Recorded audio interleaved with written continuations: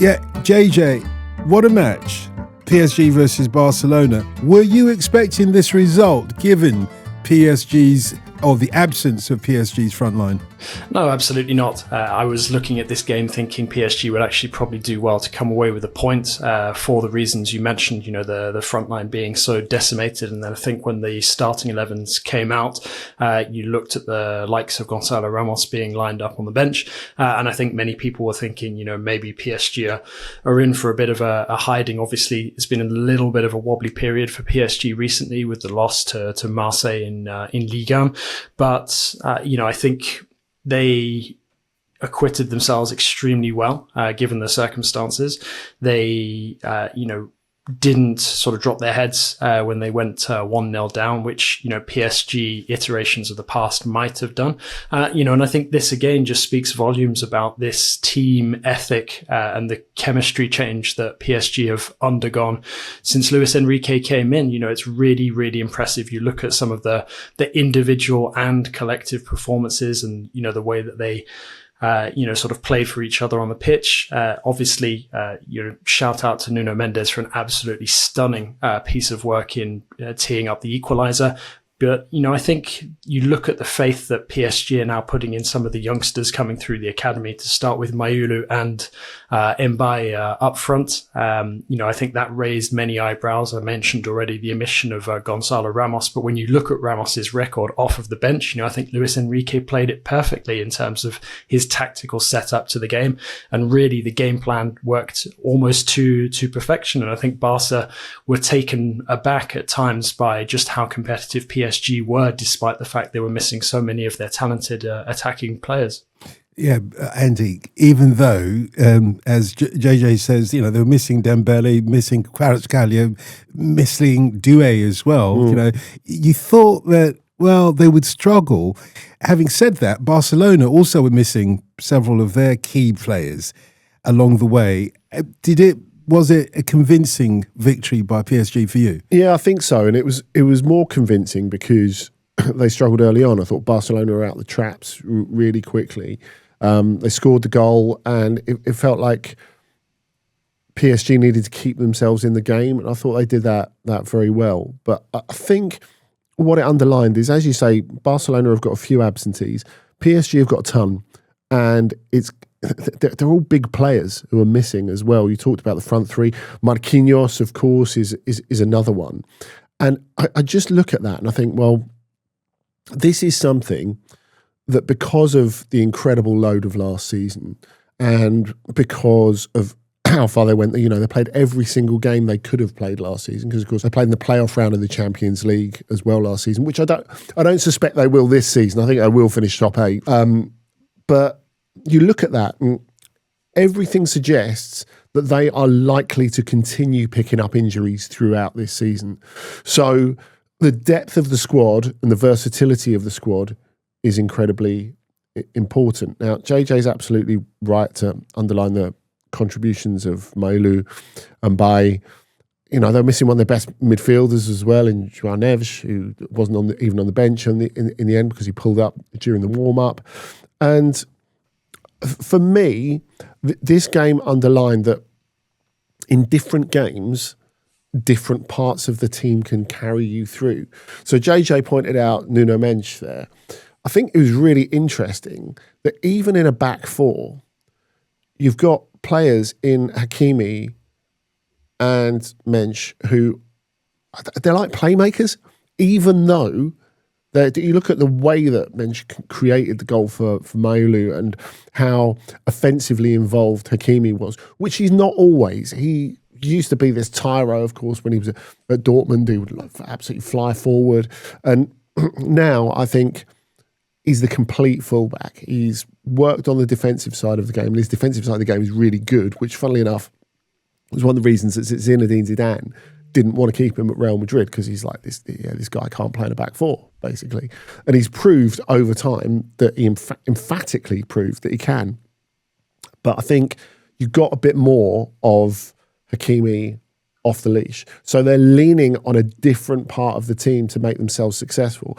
And to stay in the game in the difficult bit and then just totally take control in the second half. And when they did get the goal, even though it was late, it didn't feel like it was a surprise. I thought that was notable.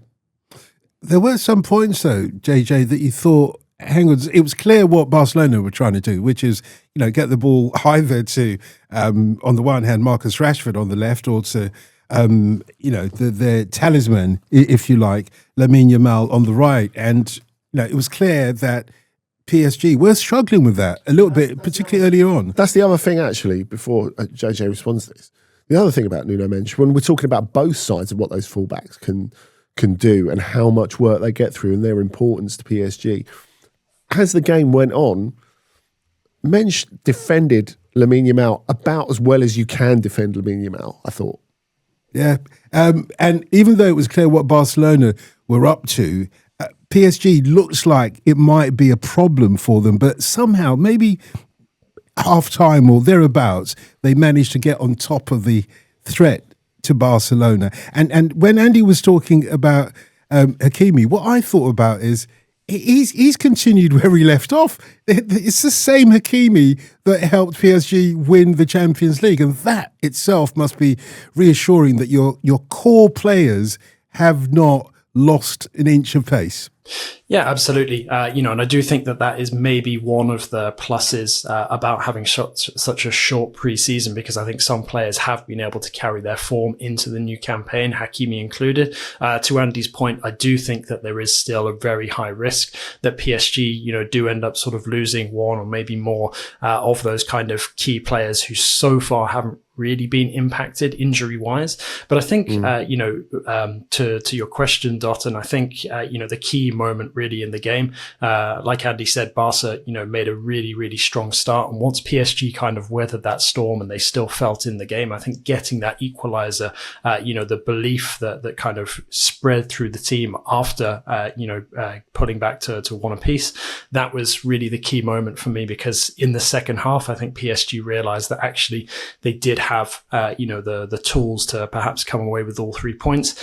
I think as well, if you're looking for like a positive perhaps of so many of those absentees for the moment, it's created opportunities for other players to impress. You look at Zabani stepping in for Marquinhos, making a fantastic block in the first half. So Barca could have actually found themselves further ahead instead of PSG sort of pegging them back. The block was amazing, I've got to say. Yeah, no, it's absolutely superb. And it's been a very convincing start to life with PSG, I think, just on the topic of Zabani. But then you look in the midfield as well, Warren Zaïre-Emery, who is really one of the victims of the consistency of the midfield three last season, didn't really get a looking when Vitinha, Neves and Fabian Ruiz were fit, but now you've got Neves sort of out of the picture at the moment through injury. You've had Vitinha and Ruiz already struggling with injury. It's created this opportunity for Zaïre-Emery to impress, and although he wasn't maybe at his best recently in Le Classique against Marseille, it's actually been a very solid start to the season for him as well, and he's another player who I think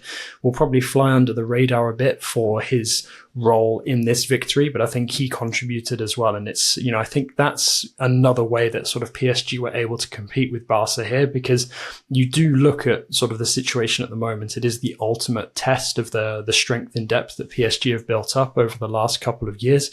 And although there are obvious key players who I think PSG would really suffer if they lost them, if Mendes was out of the team, for example, you don't get the same attacking impetus from a Lucas Hernandez, for example, who could fill in at left back defensively, but just doesn't offer that same creativity going forward. So, I do think that there are still, hurdles that are going to have to be jumped over as the season progresses, certainly in terms of, sort of the physical form and fitness of these players.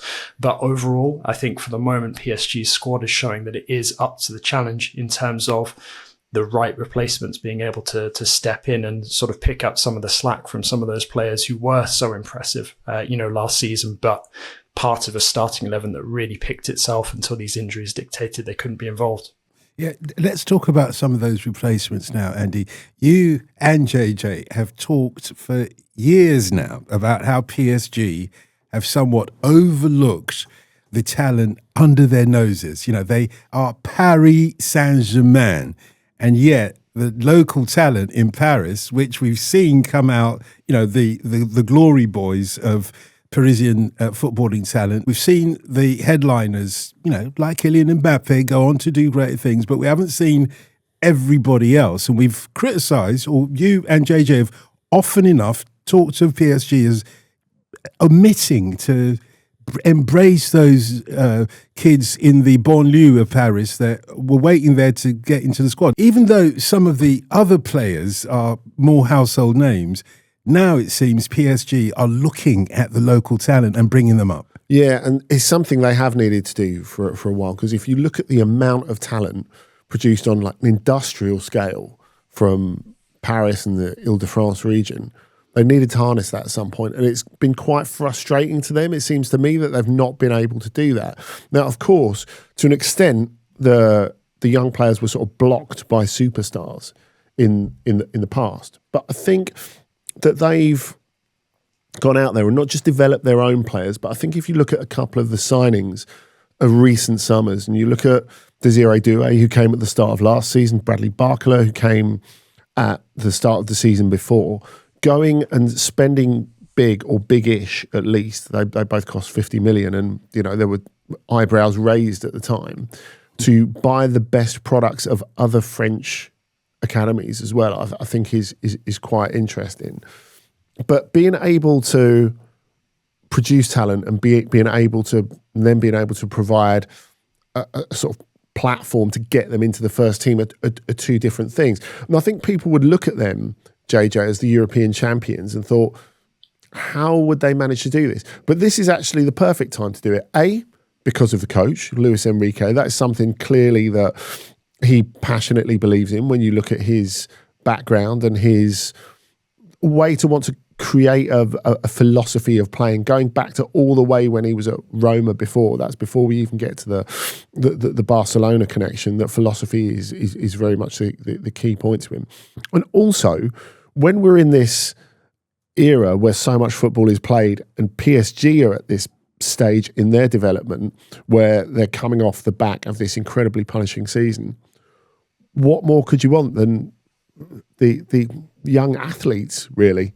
Yeah, absolutely. And I think there's a number of reasons as well why PSG identified, tapping into that young talent, not just because it's so abundant and on their doorstep. I think there's also been, sort of a sustained threat from other European clubs picking up this talent over the last couple of years. You look at how a number of Bundesliga clubs have really profited from PSG's inability to harness that local talent. They've come and sort of pillaged PSG's academy ranks. And I think this right now is the perfect time, not just because you were talking so eloquently about sort of Luis Enrique and his sort of approach to bleeding in so much youth into the teams that's really become sort of one of the trademarks of his coaching profile.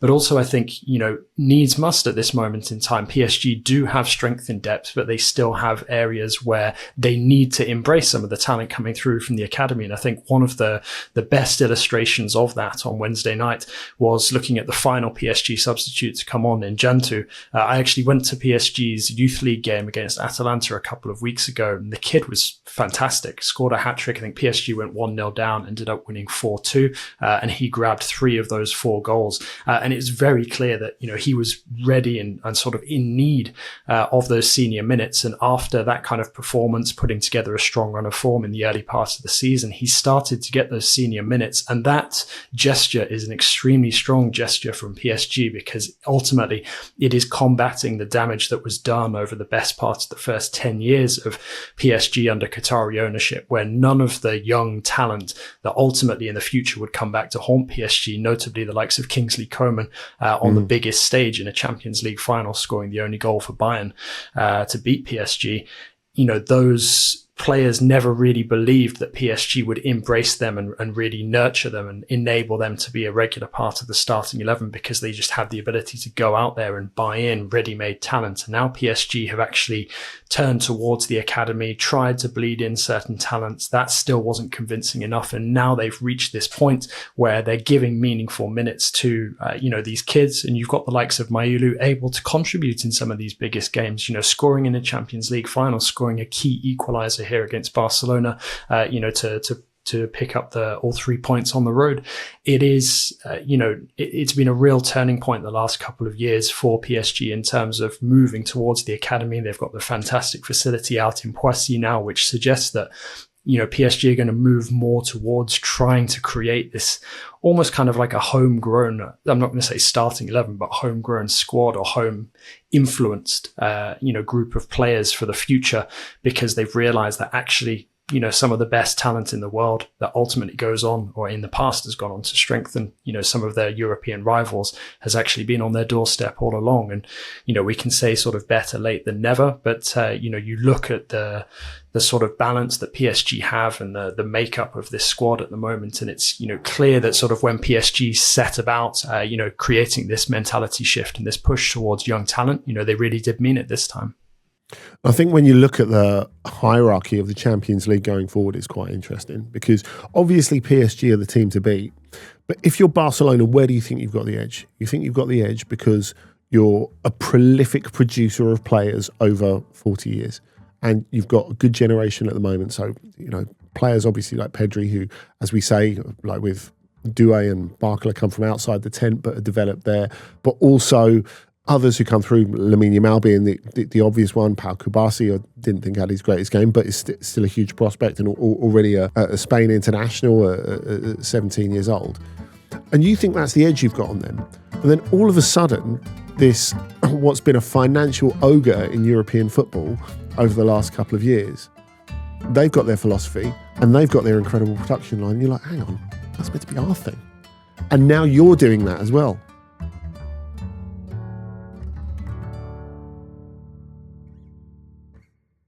Perhaps the surprise result of the day 2 of the league stage of the Champions League was Galatasaray beating Liverpool 1-0 on a pen. But it's surprising, Andy, because of the first match they played in this league stage, which was against Eintracht Frankfurt, and they got battered.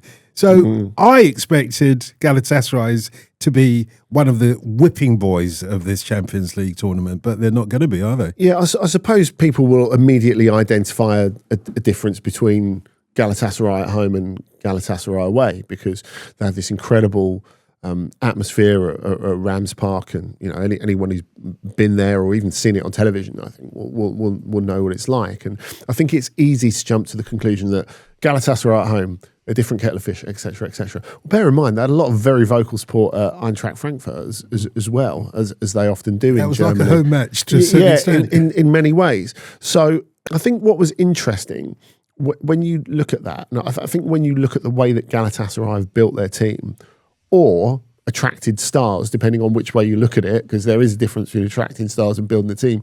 Going back to what we were talking about with PSG before and how they've developed that over the years and to get to this point. I think you look at them and it's easy to say, especially after the result at Eintracht Frankfurt, that A, they can't defend, and where's the team structure? But I think if you go back and look at that game in Frankfurt where they took the lead and then they conceded 2 own goals and some like genuinely ridiculous goals in that. A lot of it was based around individual error rather than the structure of the team. Now, clearly, they couldn't do that again. And clearly, they hung their heads a little bit and were told off in public quite a lot, and lots of fans were very disappointed about it and all the rest of it. But Liverpool coming to Istanbul gave them a really great opportunity to respond to this. What surprised me is exactly how circumspect they were and how sensible they were. Because there were lots of things we associate Galatasaray and Turkish football over the last 35 years with, and defending is not one of them. And I think when you look at the team that they put out, straight away, the fact that they put in an extra midfielder. So normally it's Lucas Torreira who is facing the tide on his own. And every so often, if there's the opportunity to come forward, he's like, yeah, I know I'm the only defensive-ish midfielder in this, but if everyone else is doing it, I'm going to come forward as well. And of course, you can't really do that in the Champions League. So I think you get a lot of that with teams that aren't from, big teams that aren't from elite leagues. They will sort of come through and be faced with the challenge of playing in a completely different way in the Champions League versus the real elite powers of Europe, which obviously Liverpool are. But I think the way that they thought this out, I think really underlined what a great coach Okan Buruk is. So Torreira's not in there doing it on his own. He gets Mario Lemina next to him. They're never playing Lemina and Torreira together in a league game. Absolutely never. So I think that's important. And Ujan, the goalkeeper, who we'll come back to in a little bit because his story's really interesting, I think. He made some good saves, but I never really felt that he was completely under siege. They had a plan to deal with Liverpool and they did it very well. And I think, obviously, another player that we've consistently pointed out when we've been talking about Galatasaray and the Turkish national team in recent years is Barış Yilmaz. And I thought his inclusion was really important as well. And we talked before about the wide players for PSG and how important they were in that game against Barcelona.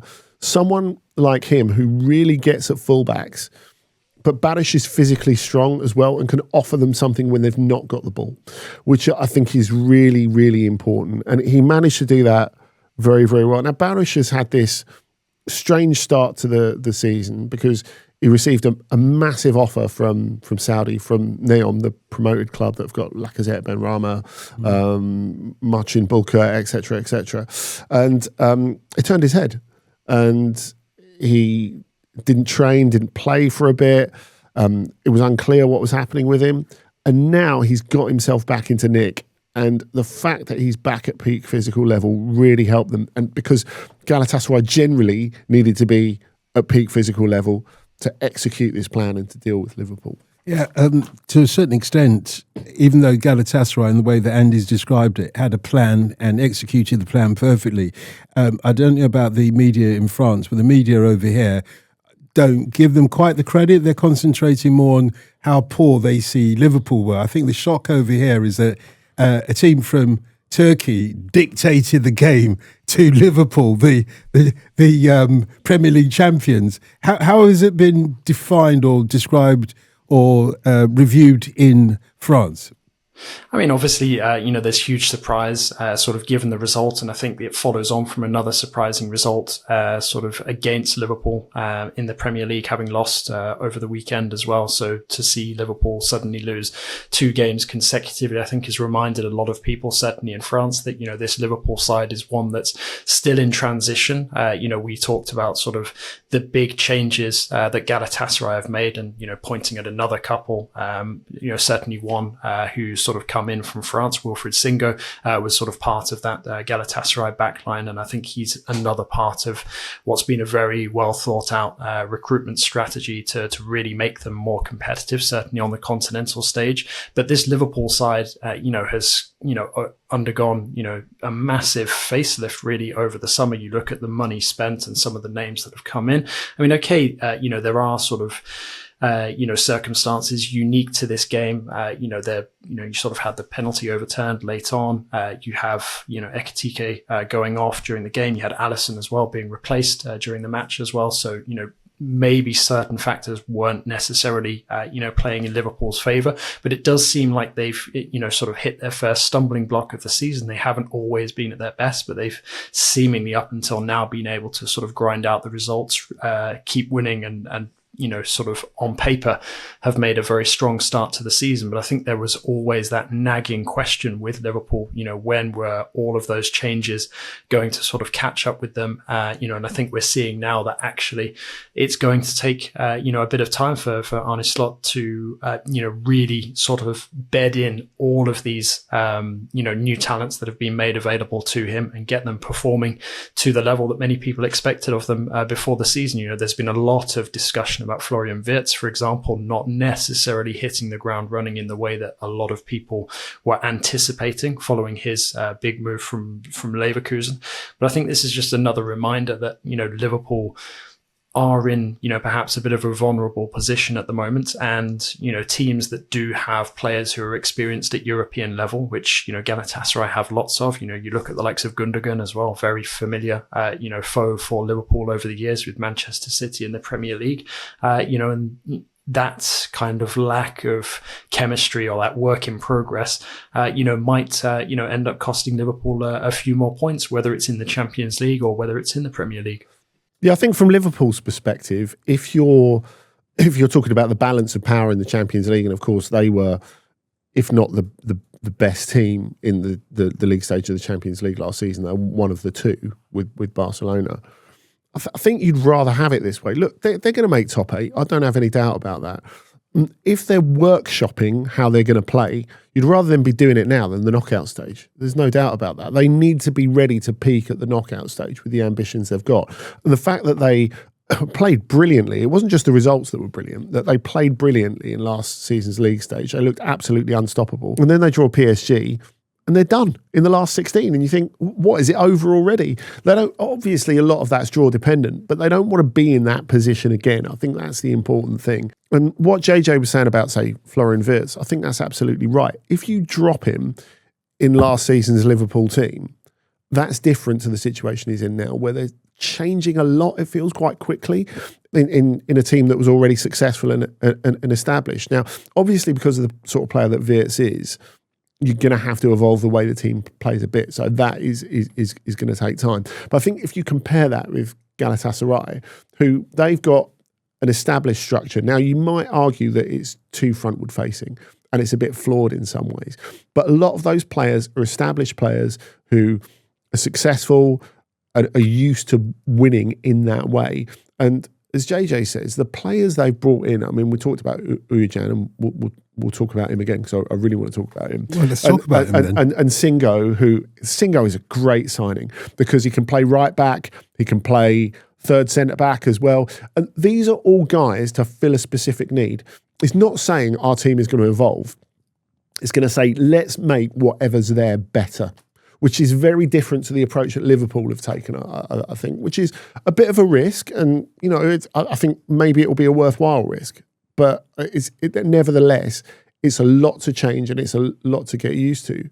But yeah, you wanted to talk about Ujan. I think it's fascinating because he's a third or fourth choice of the possible goalkeepers that they were going for this summer as well. Exactly, because they were going for a superstar goalkeeper to replace Muslera when he retired. Donnarumma, Edison, Martinez. Yeah, exactly. And they don't end up with any of those. And so they have this bit of a panic, not on the last day of the Turkish transfer window, but on the last day that you can register Champions League players for the Champions League. So they had to get it done. Ujan's the national team goalkeeper for Turkey, and on that last day, they go to Trabzonspor and they go, "Oh, okay, we're gonna take him." And Trabzonspor turn around and go, "All right, that's going to cost you 30 million."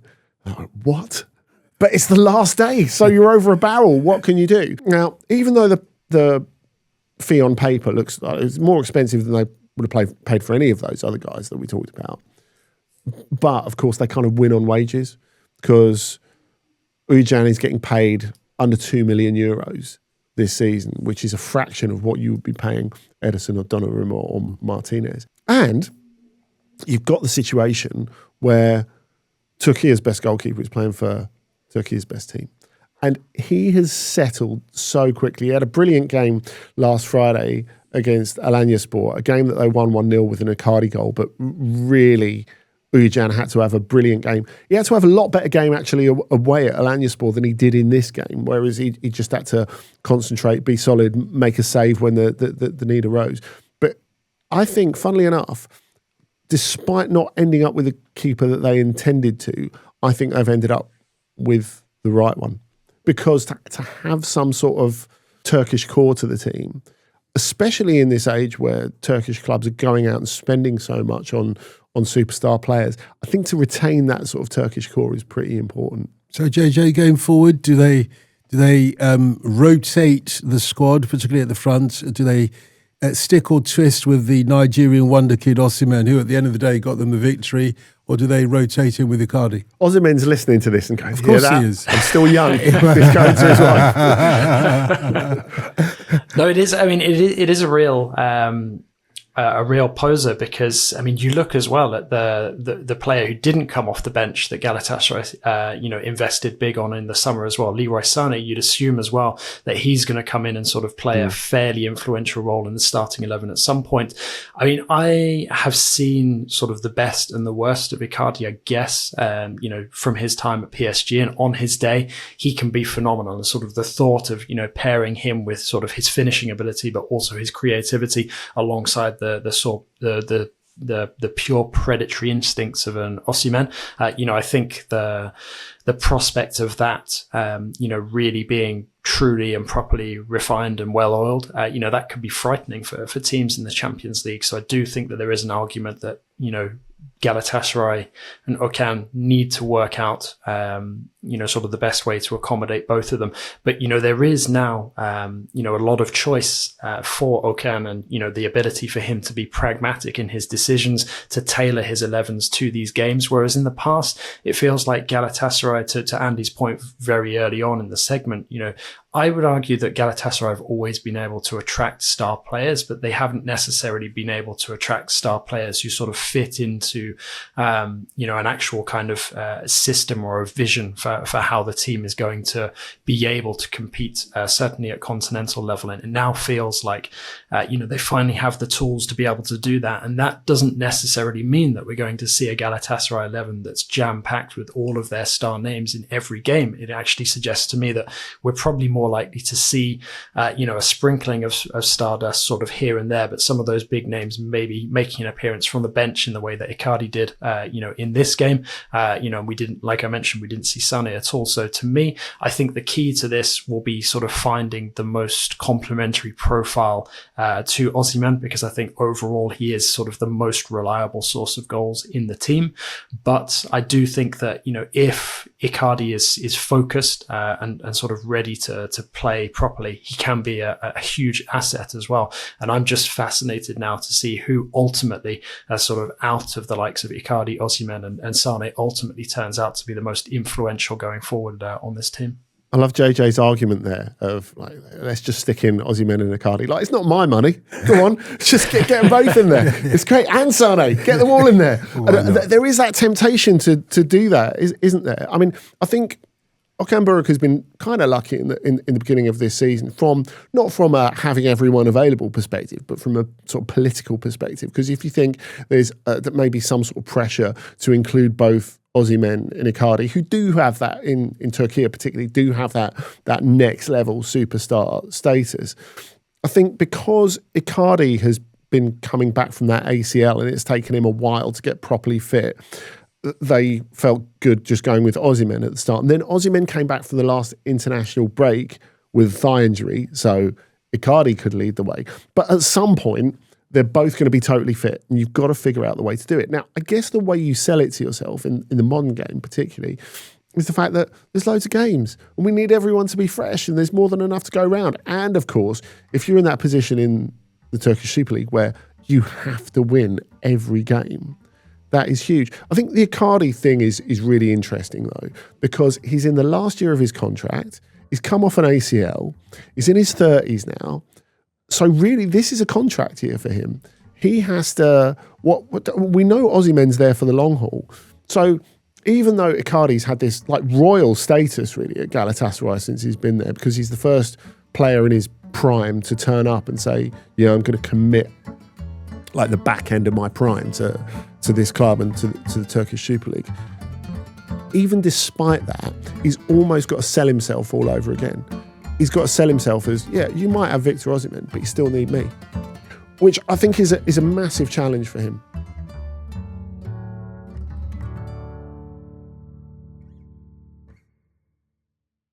Well, we've talked about Liverpool in Turkey, so it might be an appropriate time to mention another miracle. You see what I did there? Although miracle of Lyon is not on the same level as the miracle of Istanbul, is it, JJ? I don't think we're quite at that level just yet, but it is extremely impressive, to see what Lyon have been doing so far, for sure. For those who don't know the background to this, you might remember how Lyon at the end of last season, or towards the end of last season, were effectively relegated, and then they were reinstated. They were relegated on financial grounds, then reinstated, and, well, during that process, they lost a lot of their key players, Andy, a lot of their key players. Just for financial reasons, they had to get rid of them. And so the depleted Lyon, though, JJ, is working, or are, if you prefer, working miracles at the moment. Yeah, I mean, if you're calling sort of 5 1-0 victories so far this season a miracle, then I guess it does qualify. But no, I mean, Lyon are performing far above expectations. I think that's absolutely fair to say. Like I mentioned, you do have them sort of grinding out some of these results so far, but I think that's absolutely what they need to do, because Lyon don't have the same strength in depth that they've had in previous years. They have a very vastly experienced head coach in Paulo Fonseca. And, I think, Lyon are now adapting well to their new reality. And that's that they're no longer, necessarily one of the leading forces in French football, certainly not financially. And they're having to find ways to compete without being able to call upon the riches that their youth academy has previously provided, because they've had to sell all of the good, talented players that have come through that conveyor belt system over the years. So I feel like right now, this Lyon side has been put together extremely intelligently, not necessarily on a shoestring budget, but on a limited budget, and sort of mentioning sort of Liverpool as one of the kind of themes leading into this discussion. You've got, these kind of gems that have been uncovered, like Tyler Morton, who chipped in with, the winning goal over the weekend against Lille, who's helping them to, secure these really important victories early on to maintain this early season momentum that I don't think many people really expected them to have. Andy, Tyler Morton there, somebody that many people listening wouldn't even have heard of. He came from over here in the UK, went to France, and is really not carrying Lyon, but nevertheless, he's so crucial to what's happening there at the moment with this depleted squad, as I say. Yes, it's fair to say. And he was really the key signing this summer. And Paulo Fonseca made it clear when he was trying to persuade him to join from Liverpool that, I need you. You're the exact player that I need to get the game moving and to keep our game moving. So sort of someone who's deep lying, but a playmaker as well, a more modern sort of defensive-ish midfielder. And I think you've had him next to Tanner Tessman, who was too like Nemanja Matic to get in the team consistently when Matic was originally there and on it. Of course, Matic moved on last summer after Fonseca made it pretty clear in the back end of last season that he didn't really count on him anymore, and he didn't feel his legs could carry him through all the games. Tessman has also been excellent, having been there for a while. But I think the shape and the setup of the team is really important, because they've lost all those forward players that they don't really have a senior striker. So they signed Martin Satriano on loan from Lens, but he's just come off an ACL and is not going to score you lots of goals. There's no doubt about that. His record has showed you. And he's been great in periods. At Brest, he was really good in the team that qualified for the Champions League. But again, not a consistent goal scorer. So they've had to find different ways to find goals, and they're going to have to find different ways to find goals. Now, as JJ said, with all the 1-0 wins, that's very much a work in progress. But the fact is, if you're not letting in goals, exactly, you're giving yourself a great chance. So the structure seems important. I thought JJ was a little bit sniffy about those 1-0s, given what we've said about the depletion of the squad and particularly the forward lines. Yeah. Is it part of Fonseca's strategy then that we'll nick a goal somehow, but just make sure that we don't let in any goals? Yeah, well, I think to be all pulling in the same direction and have that togetherness, I mean, that sort of lends itself to defensive excellence. And I think the structure and the fact that you've got Morton and Tessman in there is really important for the shape as well. But look, I think if you look at that defensive record this season, when they've had 11 men on the pitch, they've not conceded a goal this season, as stands at the time of recording. That is amazing. It was just that 10 minutes at Rennes when Morton got sent off. and then they let in 3 in 10 minutes. That really was it was a bit of a red herring, really. It doesn't fit in with the rest of the season. They've got a new goalkeeper who's been great for them as well, Dominic Greif. 3 games, 3 clean sheets so far. It was great last season for Mallorca, and they picked him up for 4 million. The Slovak, which is a terrific pickup for them. But I do think when you look at not just the structure of the team, but the mood of the team, who is so important there is Corentin Tolisso, the captain, who was a youth product originally, went away to Bayern Munich, won some stuff, got injured, won the World Cup, came back. And for the first couple of seasons, you looked at Tolisso. I've always loved Tolisso, and I'm not shying away from the fact that I'm quite a Tolisso apologist. But I was definitely at the point where I thought, like, a season and a half in, he's cooked. He's done. Like, physically, he's not able to do this anymore. And he's been away, and he's worked very, very hard on his fitness to get himself to a level where he can play all the time. He was excellent last season. And this season, they've kind of needed him even more because he's been popping up in these advanced positions because they don't really have that striker to speak of. And I think Tolisso will be down to him to contribute a lot of those goals. But it's the off-the-pitchness as well. So how he connects as someone who's a Lyon product, as someone who connects the younger players, the more experienced players. He's got enough English to connect the non-French speaking players like Morton, like Ruben Kluivert, like the Czechs who've turned up, Schultz and Karabets, who I think, especially Schultz, I think will develop into Ruben something Kluivert. more. Yeah, that's the name. The son of the other son of Patrick. Yeah. Oh wow, yeah, the young son of Patrick. So I think it's really interesting, his role in bringing everyone together, because you can see the togetherness all the times. And this is something actually that didn't just happen under Fonseca. I think this started when Pierre Sage was the coach. This real sort of, we've got our backs against the wall in the dressing room when they were trying to get away from relegation and then eventually ended up qualifying for Europe.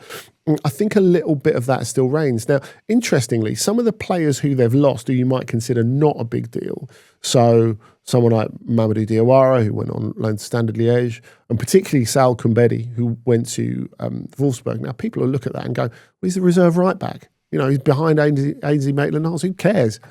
He was the guy who started all the chants in the dressing room, who kept everyone up, who was the epitome, really, of a great teammate. And now he's gone. Who's the guy who you always see starting the chants in the dressing room? Is Kalis Mera. He's 18 years old. And yet, wow. I think that's something that's always been a thing at Lyon, that young players are not just, you think young players like come into the team and, they do well enough and they get themselves a place and they start more and more and more. Young players at Lyon have always been encouraged, because they're such a part of the personality of the club, to be leaders as well. Don't just turn up and sit in the corner and just say nothing. Show a bit of personality as well. And that's really important. We're seeing that with him and Matisse Di Carvalho, who's looked really, really good when he's come in and started playing as well. I think this goes back to, this is modern life, I suppose. We sort of judge ourselves on where we were at various financial crashes. But if you go back to the last Lyon financial crash, when they spent all that money under Claude Puel, when he was not just a coach, but the general manager, and then they had to sell like the likes of Lisandro Lopez and get rid of Michel Bastos and players like that, and they had to shed loads of wages. And they've done that in an even more dramatic fashion, losing 2/3 of the wage bill this summer. I think what came out of that is, if you go back, what came out of that is players like Tolisso, players like Lacazette, players like Samuel Umtiti. Those players came through because Lyon have always lent on their academy, and they didn't have any option because they were so broke, but to lean on their academy even more heavily than they did before. And so what's happening at the moment is kind of the same thing. It's not perfect. It's not a team that's going to win the league or anything like that, but it is a team that is building solid foundations from the things that have always made Lyon Lyon. Andy says it's not a team that's going to win the league, JJ, but of course they could win the league if they can keep up these 1-0 victories that you were so sniffy about. And I wonder whether that is the real question now, where, it's still fairly new into this season.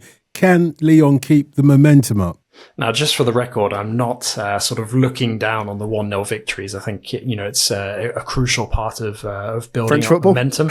I mean, not necessarily a French football, because actually it's been quite a goal-filled season so far. I think there's been very, very few, a record low number actually of goalless draws so far in the Championnat. So, that's definitely one thing for sort of French football stands like myself to be shouting from the rafters about. But I think for me, the big question is, at what point during the season does, the loss of perhaps one or two players, possibly through injury rather than suspension, start to impede Lyon's ability to pick up these points domestically or to progress a bit further in their continental adventure?